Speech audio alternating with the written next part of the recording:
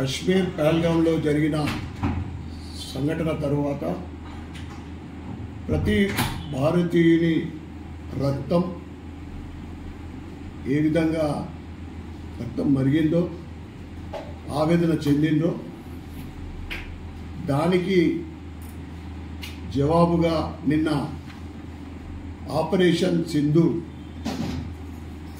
మన భారతీయుల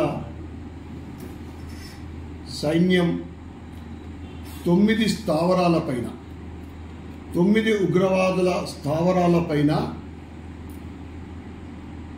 ముఖ్యంగా లష్కరే తోయిబా ముఖ్యమైన వారి స్థావరం పైన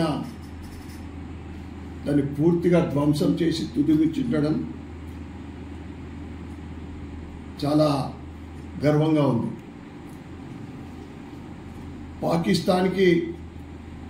పాకిస్తాన్ అంటే ఉగ్రవాదులను పెంచి పోషించి పాకిస్తాన్కి జీ హుజూర్ ఏదైతే ఢిల్లీలో ఉన్న ప్రభుత్వం కాంగ్రెస్ ప్రభుత్వం కాదు, భారతీయ జనతా పార్టీ ప్రభుత్వం.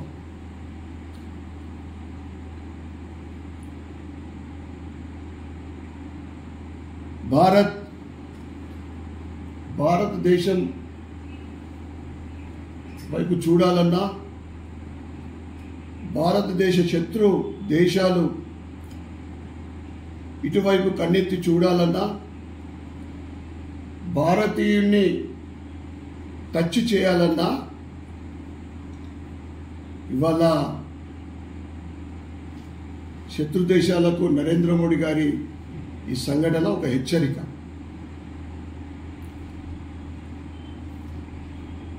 భారతదేశం తలుచుకుంటే ప్రపంచ పటంలో పాకిస్తాన్ని లేకుండా చేయడం పెద్ద పని కాదు.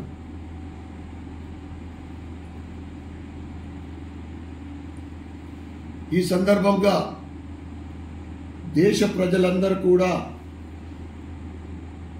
మోడీ గారి వెంబట ఉంటాం. ఏదైతే ఈట్ కా జవాబ్ పత్తర్ సే అనే విధంగా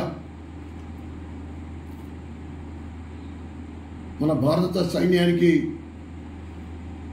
ఇందూర్ జిల్లా తరఫు నుండి సెల్యూట్ చేస్తూ ఉగ్రవాదాన్ని పూర్తిగా తుదిముట్టించడమే, నామరూపాలు లేకుండా చేయడమే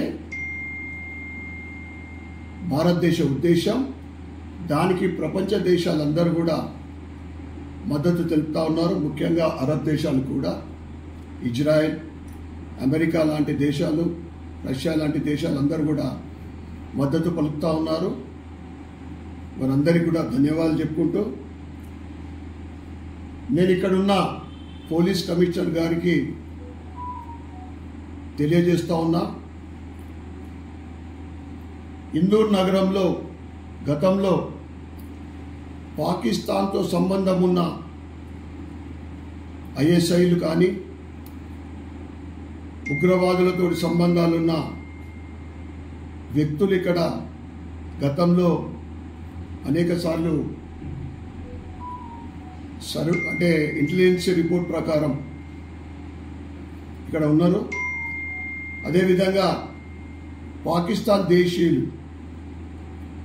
మన ఇందూర్ నగరంలో కానీ, ఇందూర్ జిల్లాలో కానీ ఎక్కడున్నా కానీ వారిని పాకిస్తాన్ పంపించాలని, ఉగ్రవాదులతోటి సంబంధం ఉన్న వారిని